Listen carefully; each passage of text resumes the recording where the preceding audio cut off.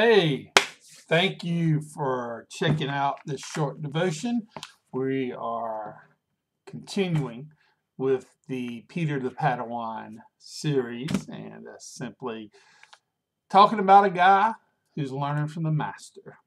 And today's devotion is titled Helpful Humility. And this devotion begins in John chapter 13, verse 6, when Jesus was getting ready to wash the disciples' feet.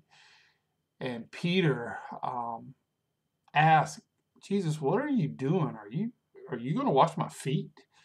And Jesus replied, you don't understand now, but you will understand. Well, Peter reacted very quickly and boldly. And this is starting to become a common theme in all these devotions, that he reacts quickly and boldly. And by now we are not surprised.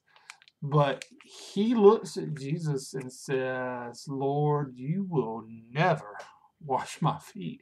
Now, there's a lot going on here. First of all, Peter is expressing a great deal of respect for Jesus because he's trying to communicate, Jesus, you are way too good to do something like this. You are way too important, way too holy to take the role of a servant. I mean, not even just any servant, but the lowest servant. But Peter's being disrespectful too. I mean, he's commanding Jesus. He's disobeying Jesus. He's telling Jesus what to do. And he's not obeying. He's not listening. He's not trusting Jesus. And Jesus cuts him some slack, and he responds gently and says, Peter, understand that you don't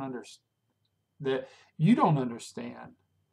But Peter became insistent that he was not going to allow this to take place.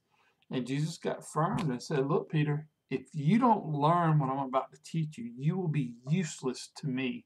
You will be useless to the kingdom of God. And that lesson is coming to me too.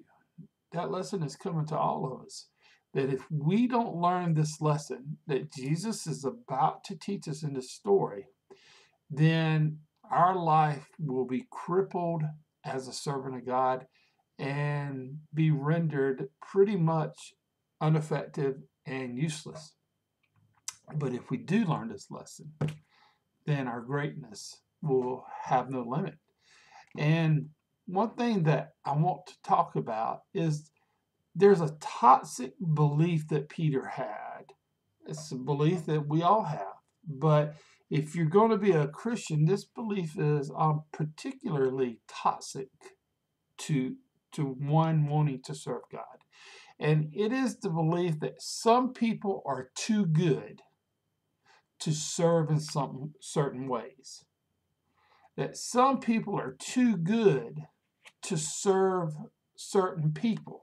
Let somebody else take care of them. Let someone else take care of that. I'm too important. I'm too busy. I'm too valuable. Jesus taught the exact opposite. And this is a belief that Peter didn't only impose on Jesus. This is a belief he had for himself. And we would see this continue to come out because when Peter was ministering to the Gentiles, you could tell he still felt that he was too good to hang out with the Gentiles, because when his Jewish brothers showed up, he was embarrassed and went to hang out with them. And Paul called him out on it. And I can't help but think, what about us? Who are we embarrassed to minister to? Maybe we're angry at somebody, and we will not swallow our pride enough to minister to them. Who is it that we feel that we are too good to serve? Well, Jesus blew this out of the water because Jesus was teaching Peter and us the opposite. Because Jesus, who is the greatest among anything we can conceive, took the role of the lowest servant. He didn't just teach that the greatest should serve the lowest. He demonstrated it. He demonstrated that greatness in the kingdom of God is measured by humble servanthood. Now, Jesus taught that earlier in Matthew chapter 20, verse 26, 27, where everybody was arguing, who's going to sit at your right hand, who's going to be the greatest in the kingdom.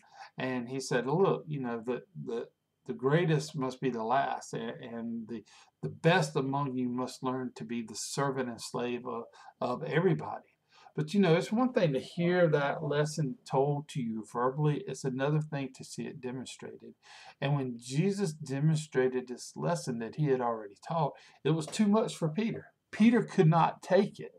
And he just reacted so harshly towards it. And I really can't prove this by the text, but I was wondering if one of Peter's thoughts were, Jesus, don't do this for me because I am not going to do this for anyone else. I don't do feet. And I definitely don't do the feet of some people. But Jesus explained it to Peter. If you want to follow me well, you must be ready to love and to serve in this way to anyone you encounter. You see, check this out.